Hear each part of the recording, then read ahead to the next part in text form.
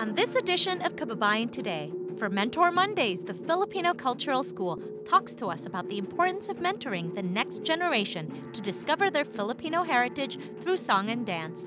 That's all next on Kababayan Today.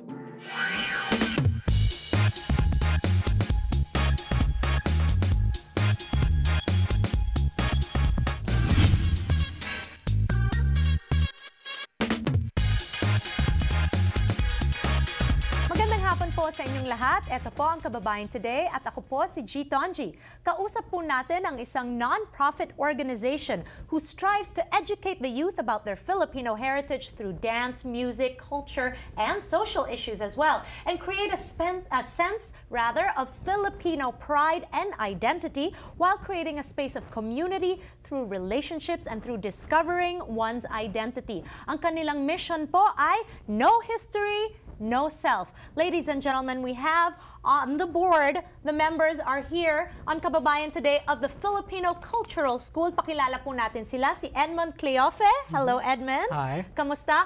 And Julian Apostol. Yes. All right. Thanks so much, guys, for joining me today. When I read about this school, I was like, how come I didn't know about this school when I was raising my children? Yeah. It's so amazing, the work that you guys are doing. I have children, so it's important for me to be able to teach them about their culture. So tell me about this school, because I know this was founded in 1965, correct? Yes. But for a time, nobody was really attending to it.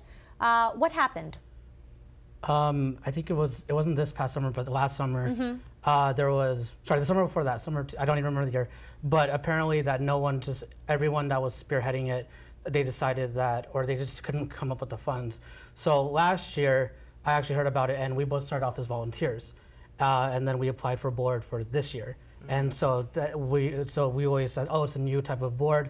We're younger, we're more energetic, we're more passionate. Yes, that's passionate. The word. Yeah, yes, passionate. Yes. Yeah. Okay. Why are you passionate to teach Filipino children or Filipino American children about their culture? Definitely, it's because I felt I would really wish I had a program like this growing up. Me too. Yeah, right? I really did. I felt like I kind of felt a disconnect with my culture because I was born and raised in California. I understand Tagalog and Ilocano, but I can't speak it. And even then, like, the only connection I had was through TFC or the different Tagalog movies that we would rent out from, Cerritos, different stores and all that stuff. Right. And so that's why, and I always said to myself, if I ever find a program like this, or a program that taught culture, especially my own, then I want to be part of it, and I want to help out. So that's why that's where my passion comes in, and that's where my hopes for the future comes in. So. Okay, Julian, tell us. You're very young. I can see that you're very young, right? And you're already on the board. That's quite impressive. Thank you. Why did you want to be part of the Filipino Cultural School? Well, I feel the same for Edmund. I felt disconnected with my culture, and especially I was born in the Philippines, but I immigrated here in 2001, I think. Okay, so how old were you at the time? Well, 5 or 4. Leaving the Philippines so young, I felt that I lost part of my chance of growing up there. So once Marunong ka pa rin mag-Tagalog o nakakaintindi? I can understand a little, but I was mainly raised in Ilocano though. Okay. So do you speak Ilocano? I could understand it. I just yeah. Okay. Just like Tagalog. So let's be blunt about this. Whose fault is it when children are being raised in America and they don't speak their native dialect? Whose fault is it? Ooh. Really? Do you want to answer that first? Yeah. I mean, because I would like to believe that as a parent, it's my fault. Mm-hmm. Because I have to make sure that I instill a sense of pride in my children about our language. Yes. Because if I don't teach them, who will? And luckily there's a school like this, but whose fault is it? Let's be blunt about it. Let's be honest about it. Well, in my case, probably my parents didn't try as hard as they did to really reinforce speaking Tagalog in my house.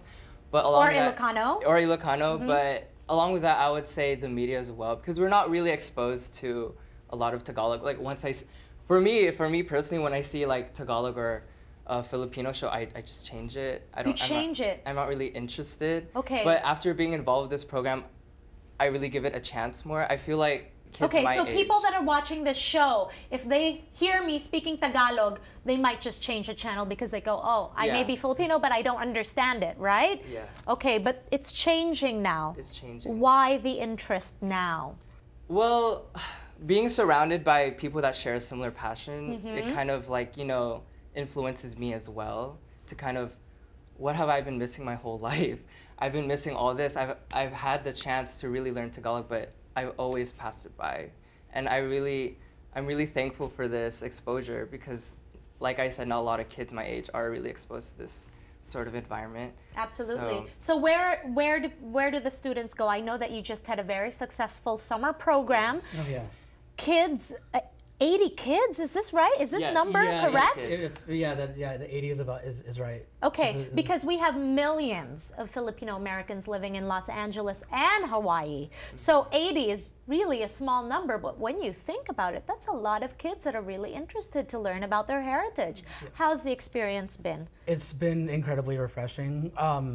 Especially Refreshing like a drink. Yes, it's refreshing like a drink. It's every time after every class session you're reminded of why you're doing it, why you want to be part of this program, whether as a volunteer or as a board member, whatever the position may be. You're reminded because you see the smiles on their face, you see the friendships that they make, and that's really important. I mean, that's why. No, it's making me cry. It really is, Yeah. because I can feel that, you know, I know how it feels to be able to give back to your community, and that's something that you take with you and means a lot, right? Yeah, Your life.